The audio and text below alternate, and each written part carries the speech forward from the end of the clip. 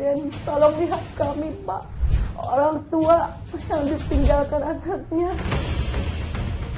Pencemaran etilen glikol dan dietilen glikol yang melebihi ambang batas.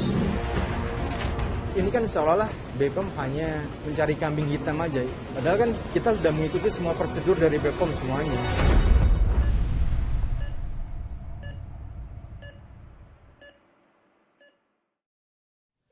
Masih ingatkah Anda kasus gagal ginjal akut yang dialami sejumlah anak akibat pemberian obat tertentu beberapa waktu lalu di tanah air? Kasus ini ternyata berlanjut dan gugatan masyarakat atau class action di pengadilan terus berproses. Lalu bagaimana nasib para keluarga korban gagal ginjal akut ini yang sebagian anaknya masih menjalani perawatan dan sebagian lainnya anak yang meninggal dunia dipicu pemberian obat sirup ini? Saudara saksikan Buser Investigasi, Jalan Derita Korban Gagal Ginjal Akut selengkapnya. Sidang gugatan class action kelompok kasus gagal ginjal akut Pengadilan Negeri Jakarta Pusat ini lagi-lagi diundur untuk yang ketiga kalinya. Padahal para ibu yang mewakili kelompok korban ini sudah menanti begitu lama. Pantauan kami, sidang yang seharusnya digelar pada pukul 10 pagi ini harus diundur selama 4 jam. Bersama saya sudah ada ibu siapa? Ibu Yepi keluarga korban. Iya. Anak ibu Muhammad Rizky Fajar masih ada, sudah meninggal. Ibu Yepi ini selalu mengikuti sidang dari pertama sampai yang ketiga. Ya, sampai hari ini. Kalau sidang pertama itu ditunda ya? Ditunda karena hakimnya lagi ada tamu. Waktu sidang kedua juga ditunda ya? Yang kedua karena tergugatnya nggak komplit ya, kalau nggak salah sih. Nah, dari BPOM nggak ada ya, kalau nggak salah sih, sama Menteri Kesehatannya nggak ada. Jadi ada dua kali sidang dan memang selalu sidang itu ditunda dan akhirnya dijadwalkan lagi hari ini tanggal 28. Persidangan sempat dibuka majelis hakim. Kepentingan dari kelompok penggugat alias mereka yang jadi korban dan dirugikan dipertanyakan. Anaknya meninggal dunia karena mengkonsumsi paracetamol PT Afi Farma 18 gram akibat itu konsumsi itu menyebabkan apa? Sidang hanya berlangsung beberapa saat saja dan langsung ditutup serta dijadwalkan ulang pada 9 Maret mendatang. Ya, kita terus lagi di 10 hari dari sekarang, baik di Kamis tanggal 9 bedanya tanggapan tertulis dari para tergugat.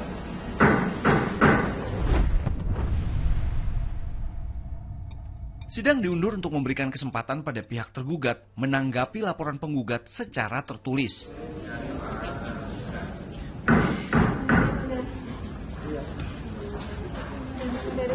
Persidangan yang berlangsung sekejap ini juga dihadiri para tergugat. Mereka diantaranya PT Afi Farma Pharmaceutical Industry, PT Universal Pharmaceutical Industry, PT Tirta Buana Kemindo, CV Mega Integra, PT Logicom Solution, CV Budiarta, PT Mega Setia Agung Kimia. Dari pemerintah yang menjadi tergugat, nampak Badan Pengawas Obat dan Makanan atau BPOM, Kementerian Kesehatan, serta Kementerian Keuangan juga ikut hadir. Sementara itu satu pihak tergugat PT Chemical Samudra tidak menghadiri sidang.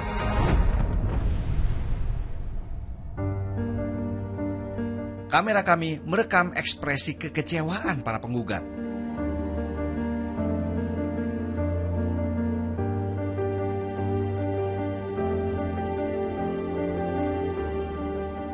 Saya mau pemerintah serius lah nanganin kasus ini. Puas dengan sidang hari ini? Jujur saya enggak ya, karena saya udah 3 kali tapi belum ada kepastian gitu. Kita nggak tahu nanti ke depannya kayak gimana, bisa jadi ada korban lagi gitu. Tolong direspon gitu dan diubah semua sistemnya di BPOM, Kemenkes untuk lebih serius nanganin kasus ini, karena kan saya juga punya anak lain gitu. Di pojok ruangan, salah satu perwakilan kelompok korban gagal ginjal akut, Resti Savitri, jadi orang yang paling kecewa. Sidang gugatan 2 bulan ini rupanya jauh dari memenuhi harapannya. Resti yang anaknya masih menjalani perawatan akibat gagal ginjal akut begitu berharap keadilan ditegakkan.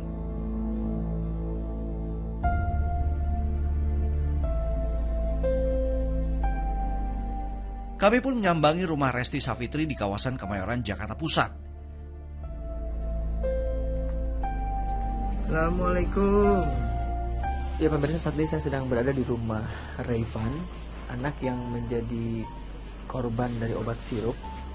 Rayvan saat ini mengalami gagal ginjal akut dan kondisinya saat ini sudah dirawat di rumahnya setelah sebelumnya menjalani perawatan di rumah sakit. Saya ingin mencoba menjenguk Rayvan dan melihat kondisi Rayvan. Bersama suami, Resti setiap hari harus siaga merawat anaknya Rayvan Aji Pratama yang baru berusia 19 bulan. Kami berkesempatan melihat kondisi Rayvan. Interaksinya kalau sama orang tua biasanya seperti apa? Selain dia tiduran gini? Enggak ada. Muka, ngeliat muka bapak misalnya? Lihat Pak, saya tuh paling bisa dibilang 50 lah, berarti lihat dah. Kalau kita pakai saya kaget, saya kurang fokus itu kan, belum fokus banget. Rayvan, jadi bisa ngeliat nggak? Resti adalah satu dari banyaknya keluarga korban yang terus mencari keadilan atas kasus gagal ginjal yang diderita anaknya hingga kini.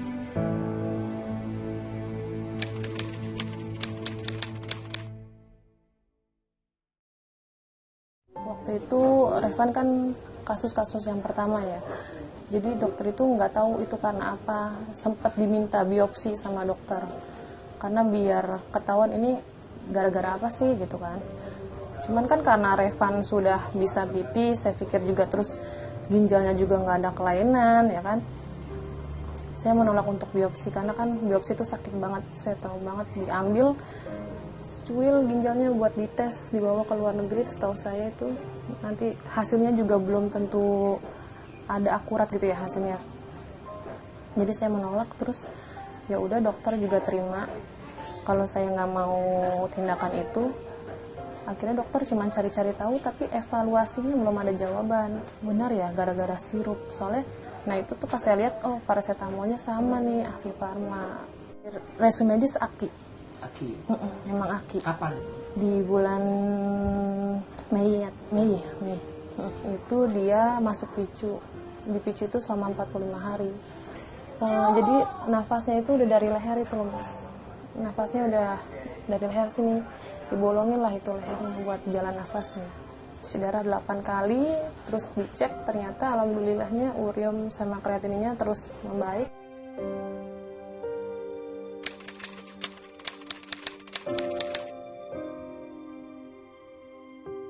Di cover BPJS, tapi stoknya selalu kosong. Jadi saya harus, itu kan alat yang nempel di Rayvan tuh buat nafas Rayvan, itu sebulan sekali tuh harus diganti. Itu saya beli sendiri, saya cari sendiri, langsung ke distributornya gitu. Saya ikutin peraturan rumah sakit kan, nanti dikabarin ya kalau udah ada. Saya tunggu sampai 3 minggu, kok nggak ada terus, ini permainan atau gimana gitu kan. Kalau buat ongkos ke rumah sakit aja tuh sehari tuh 100-120 dalam sehari. Nah itu seminggu tuh 3-4 kali bisa kan. Jadi totalnya kurang lebih 500 seminggu kan. Ya mau nggak mau ya akhirnya ya hutang lagi.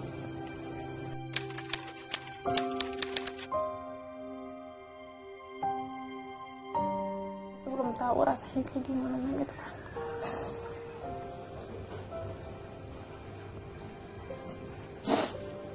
Gitu berat. Rasanya kayak nggak terima aja gitu. Kenapa pemerintah tuh sampai lalai kayak gini, banyak korban-korban. Mereka dengan entengnya ngomong udah selesai kasusnya, kita udah sudah fasilitasi semuanya, tapi nyatanya nggak ada. Memang dari pihak pemerintah tuh nggak ada yang turun tangan, nggak ada. Jumlah kasus gangguan ginjal akut pada anak sendiri hingga kini mencapai angka 326 kasus. Jumlah ini bertambah setelah ditemukan 1 kasus terkonfirmasi dan 1 kasus suspek di wilayah DKI Jakarta pada Februari lalu. Kami melihat ada upaya yang sifatnya itikat buruk gitu. Ada itikat buruk dari para tergugat, ya. Ini ada upaya yang sengaja untuk mendelay, memperlambat proses, sehingga mungkin harapannya membuat korban kelelahan, kemudian energi kita habis, kuasa hukum juga lelah, dan proses tidak berjalan. Tapi kami pastikan dari awal ini bicara nasib manusia, bicara nyawa anak-anak kecil, maka kami nggak akan mundur, nggak akan berhenti sedikit pun. Mereka itu diracun, Mas. Diracun apa kalau nggak diracun? Dalam obat itu ada kandungan racunnya. Obat itu bukan untuk manusia.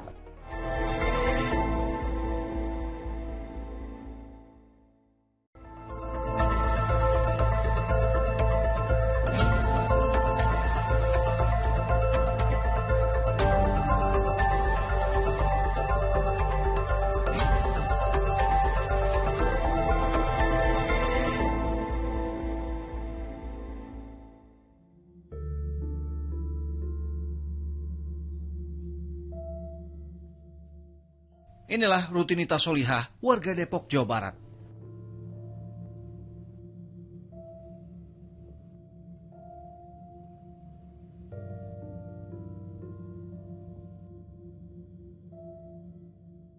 Solihah menziarahi makam anaknya hampir setiap hari. Allahumma innahu nazzala bika wa anta khairu manzulin bih. Allahumma innahu faqirun ila rahmatika wa anta ghaniyun amma akhadatihi wa azabi. Subhana rabbika rabbil izzati amma yasifun wa salamun ala mursalin walhamdulillahi. Masih terekam dalam benaknya bagaimana ia harus kehilangan sang putri Askiara Anindita Nuha yang masih berusia 3 tahun 8 bulan karena divonis gagal ginjal akut. Askiara bertahan seminggu dalam sakitnya, dalam perawatan rumah sakit. Kondisi buah hatinya itu sempat membaik setelah diberikan obat sirup. Namun sehari setelahnya, kesehatan sang anak kembali drop.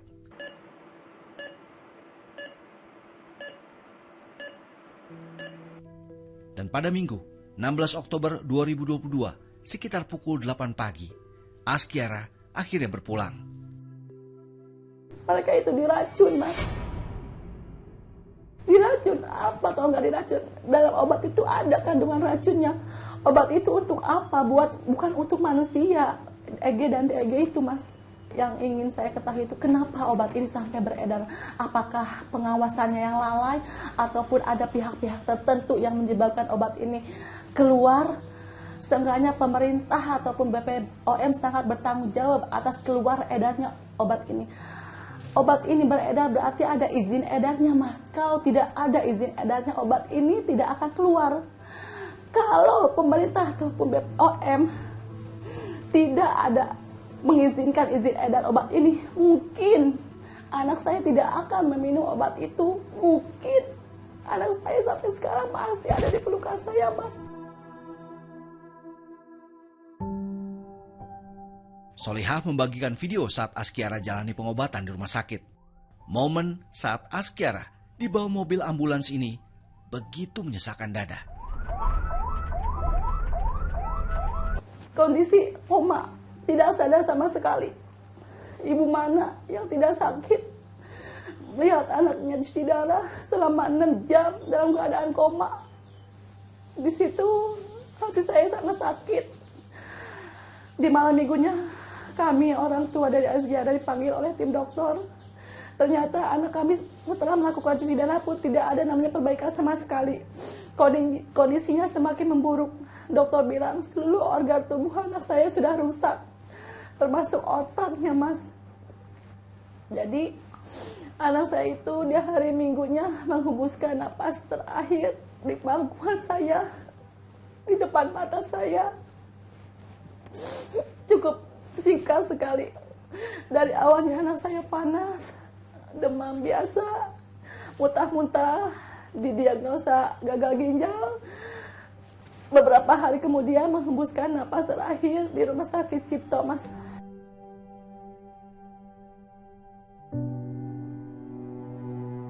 Solihah hanya satu dari ratusan ibu yang kehilangan anaknya karena gagal ginjal akut.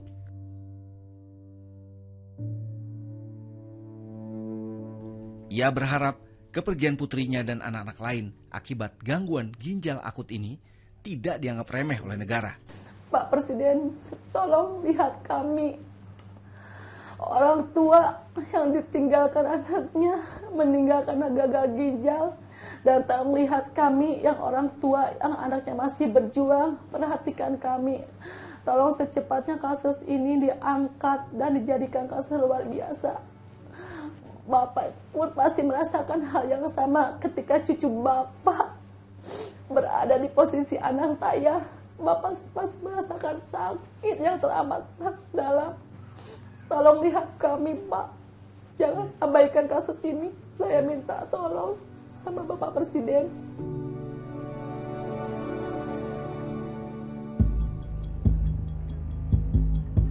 Tim kuasa hukum keluarga korban gagal ginjal akut mempertanyakan sikap pemerintah yang dinilai lalai dalam mengawasi obat. Pasalnya, para korban yang meninggal banyak diantaranya mendapatkan obat dari Jaminan Kesehatan Nasional sebagai pasien BPJS. Kepada kami, tim kuasa hukum menunjukkan obat yang dimaksud. Dua ini bukan, yang ini Afi Farma nih. Dua ini juga nih. Ini paracetamol yang sirup yang membuat meninggal. Ya. Obat produksi Afi Farma inilah yang menjadi penyebab anak mengalami gagal ginjal akut. Obat ini seharusnya tidak beredar. Paracetamol sirup, bla bla bla bla. Ini mereknya nggak disebut ya? Nggak ada ya? Mereknya nggak. Kalau merek kan resep dokter kan nggak nyebut merek. Paracetamol terus dia bawa ke farmasi BPJS itu, nah dikasih lah. Kalau BPJS kan generik. Nah ini ada nih penanggung pembayaran Jamkesnas. Nah ini BPJS. Di situ kelihatan semua. Dan hampir semua atau semuanya semua. memang? Semuanya begitu. Semuanya berarti pasien BPJS? Semua BPJS. Termasuk ini. Ini Bu Savitri. Bu Savitri ya? Jaminan Kesehatan Nasional. Oh iya. Akiwo. Karena kalau bukan BPJS ini biayanya hampir 200 jutaan. Ini kan ya, mulai dari sini. Ini ketika sudah RSN. Oke, ini meninggal, tanggal masuk 11. Lalu mengapa obat ini pada saat itu beredar? Kami tidak terlalu terkejut karena sebagaimana yang kami simpulkan di awal, kalau kemudian sistem ini tidak dikoreksi dengan baik, maka kejadian serupa akan kembali terulang. Yang membuat kami agak kaget adalah jangka waktunya yang begitu cepat. Nah, ini pun sekarang saya kemarin baca berita ada muncul lagi satu di Indramayu, walaupun hasilnya belum keluar. Ya apapun hasilnya, termasuk yang dua kasus, yang satu terkonfirmasi dan satu yang suspek kemarin itu, kami sebagai tim meragukan hasil pemeriksaan BPOM itu karena dulu kalau kita ingat dia juga menyatakan aman tuh. Paracetamolnya Afi Farma, kemudian obat-obatan yang lain sempat dinyatakan aman. Ketika itu beredar kan aman itu, lolos uji edar. Baru kemudian ada kejadian dicek lagi baru kemudian oh ternyata ada racunnya. Makanya ini ada persoalan serius dalam sistem pengawasan obat kita. Dan untuk mengatasi hal ini harus juga langkah-langkah yang diambil oleh pemerintah tidak boleh dengan langkah-langkah yang biasa. Makanya kami sampaikan berulang kali Presiden Joko Widodo harus turun tangan langsung kalau pemasok obat itu tidak memalsu bahannya yang yang diberikan kepada produsen obat, dan kalau produsen obat itu menguji dengan seksama sebelum itu diproduksi bahan yang diterima dari pemasok obat itu, dan setelah jadi obatnya kemudian dibawa ke BPOM, dan kalau BPOM itu menguji dengan benar ya, dengan seksama melakukan uji lab, diperiksa apakah ada kandungan racun atau tidak, maka kejadian ini mungkin tidak akan pernah terjadi. Anak-anak yang sekarang meninggal dunia itu mungkin sekarang masih masih bermain bola di sekolahnya, masih main lato-lato misalnya. Pihak Afi Farma pun kami temui. Ngelihat ini kan seolah-olah BPOM hanya mencari kambing hitam aja, seolah-olah industri farmasi yang dikambing hitamkan. Padahal kan kita sudah mengikuti semua prosedur dari BPOM semuanya. BPOM juga dia punya kewenangan untuk menguji sampling produk jadi. Apakah itu sudah dilakukan? Kalau sudah dilakukan berapa lama? Berapa kali dalam setahun? Lalu, apa kata BPOM? Ini karena ini adalah aspek kejahatan obat. Ya, sistem pengawasan yang telah dilakukan oleh Badan POM sudah sesuai ketentuan. Namun di dalam sistem yang hulu ke hilir tersebut bukan hanya ada Badan POM, ya, ada industri farmasi, ada pemasoknya, ya, ada pemasoknya, ada importirnya, ada yang memasukkan ke dalam bahan pelarut tersebut ke dalam Indonesia, ya, kemudian didistribusikan sampai ke industri farmasinya. Jadi ada pemasok, distributor.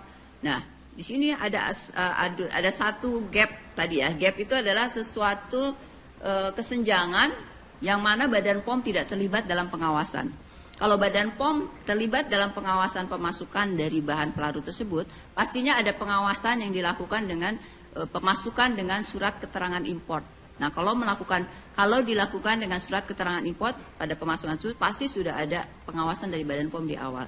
Tapi kondisi yang ada sekarang, pemasukan tersebut belum. Dan pengaturannya tentu ada institusi lain yang melakukan hal tersebut. Ada alasan kenapa ini dilakukan pemasukan tanpa melalui SKI Badan POM, karena pengguna dari pelarut tersebut memang industri yang lain. Tapi dengan adanya, walaupun penggunaan dari pelarut hanya sekian persen, kecil sekali persentasenya, berapa? Less than 10% mungkin, ya, bagaimana Pak? Ya, dunia usaha mungkin yang tahu, kurang dari 10% penggunaan pelarut, tapi efeknya sangat kritikal, ya, karena kalau pelarut tersebut tidak dengan grade atau kualitas yang pharmaceutical grade, dan itu masuk ke jalur pasokan fasilitas produksi, ya, pasokan dari industri farmasi yang memproduksi, ya terjadilah apa yang terjadi sekarang ini. Ya, jadi konsentrasinya sangat tinggi, dan bahkan bukan saja konsentrasi yang tinggi, yaitu memang etilen dan EG dan DEG, ya, pencemar tersebut jadi bahan pelarut tersebut, ya. Jadi itu ada satu permasalahan di situ, dan saya kira ini sudah kami komunikasikan untuk segera memindahkan menjadi SKI sehingga Badan POM bisa melakukan pengawasan di awal, ya. Jadi bukan karena Badan POM tidak melakukan pengawasan, ya, karena aturan yang ada sekarang tidak dalam pengawasan Badan POM pada titik awal terjadinya kejahatan ini.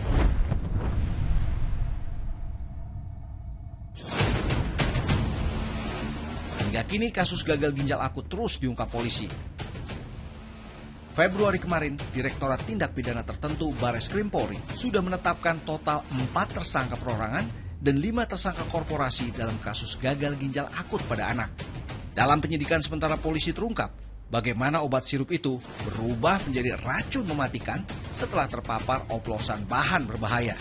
Dari kemasan, label dan isi dari bahan propilen glikol atau yang disingkat PG dari cairan kimia industrial grade, ya, diubah seolah-olah menjadi pharmaceutical grade, ya, dengan merek Dow Chemical Pacific Island yang mengandung cemaran etilen glikol dan dietilen glikol yang lebih ambang batas. Butuh kearifan dari pemerintah dan juga pihak terkait untuk menuntaskan kasus pemberian obat tertentu yang telah menyebabkan sejumlah jiwa melayang ini dengan penyelesaian yang seadil-adilnya. Pusat investigasi kami cukupkan sampai di sini. Thanks for watching. Saya Joy Astro. I'll see you around.